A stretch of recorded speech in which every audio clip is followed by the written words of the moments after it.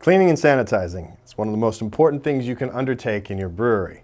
And to make that easier for you, we've got a brand new keg washer called the Corny Cleaner that kind of blows away anything else that's out there and definitely will blow all the muck out of the bottom of your kegs, carboys, or closed bottom fermenter bodies. Let's check it out, brewers.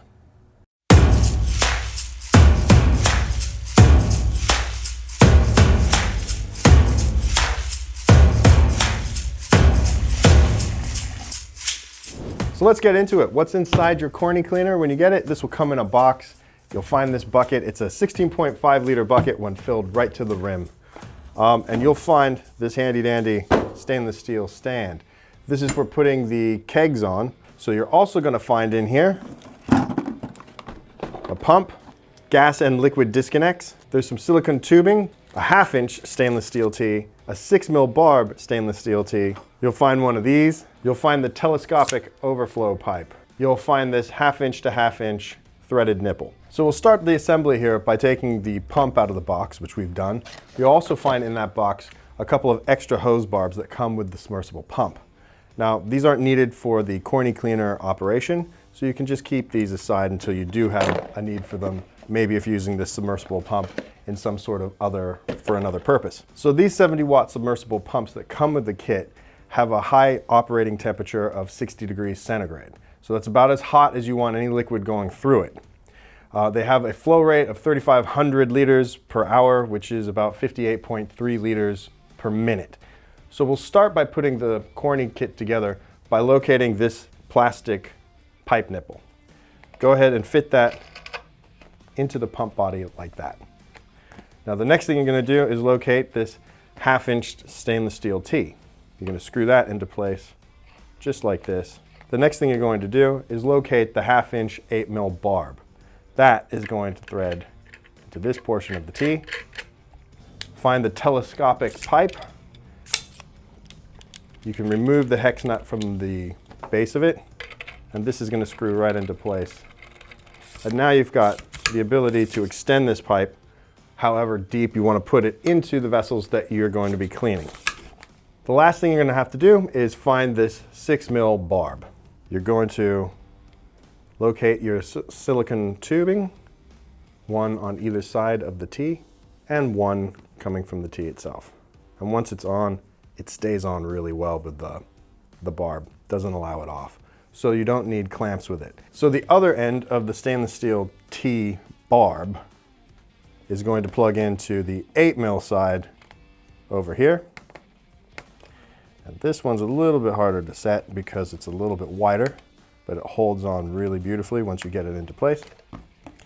And now on each end of these, we're going to go ahead and put a disconnect. Doesn't matter which one on each side, just put the gray disconnect and the black disconnect into place. Locate your bucket and go ahead and put the submersible pump into the bucket. There are some suction cups on the feet, so you can get it to stay exactly where you want to by just pushing down. Let's put our stand in there as well. So run your stand like this. You're going to take the disconnects and run them out through about the center of the stand, not out through the top. Do the same thing with the power cord, so it comes off the side as well. Now the stand will sit in the bucket just like that. Now the next thing that we're going to do is grab the 5 liters of cleaner. So if you're using the ABC powder from us, the Atomic 15 Alkaline Brewery Cleaner, if you're using this, it's going to be 1 teaspoon per liter. So we got 5 teaspoons in our 5 liter jug here, all mixed up, ready to go. Add that to the bucket. So the first 5 liters are already in the bucket. We've added another liter of water. This will submerge the pump completely. There's an extra teaspoon for that extra liter. So 6 liters covers everything completely, and 6 teaspoons of ABC will get this job done really well. So now all there is left to do is find a dirty keg. Now this one's brand new, but I'll show you how this works. And now what you would normally do, go ahead, take the lid, take off the pressure relief valve on the lid, drop it into place, drop the whole lid in. That's going to be the gray one. So click one in onto the gas side, And we'll click one in onto the liquid side. So once you've hooked up the disconnects, just make sure that there's no kinking in the line. So we'll go ahead and turn it on and we'll get this thing going. You can go ahead and start rinsing things out with the cleaner, and after this you can do a sanitizing run as well. So you'd clean, rinse, and then sanitize.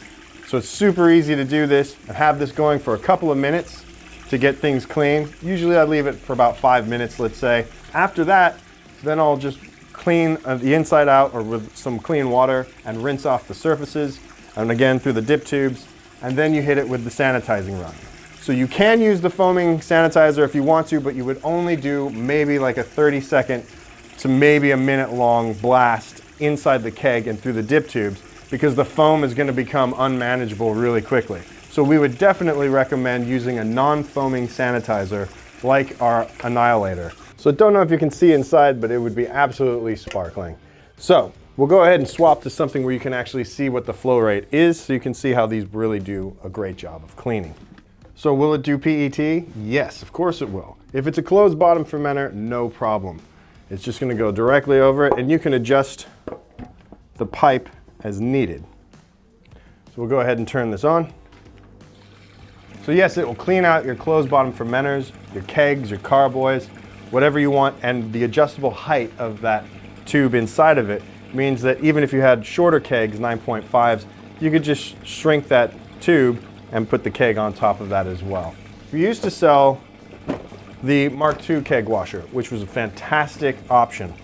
The tray was a bit smaller, and we wanted to do something more about getting more liquid into the bucket. Plus the shallow bit of this, some people did experience a bit of splashing with them, but these are great. The problem with them was that they came all the way from the States. So it was very expensive to get them to Australia to be able to share with home brewers down here. You take care of the Corny Cleaner, you can store it in the bucket, nice and dry after you finish cleaning. Make sure nothing's growing in the pump and everything, so give it a good rinse out after you're done cleaning with it. It's better than anything else out there on the market that's comparable, mostly because of the stainless steel fittings that we're giving you with this, which means that you're gonna have it longer and be able to use it longer as well. So the Corny Cleaner is a really great kit. We know you're going to enjoy it because it does the job of cleaning while you're busy doing the other things that you enjoy doing in your brewery anyway. So it's really nice to have options that do all that work for you so that you can get back to the important things in your brewery. It needs more hops. Cheers, brewers. See you next time.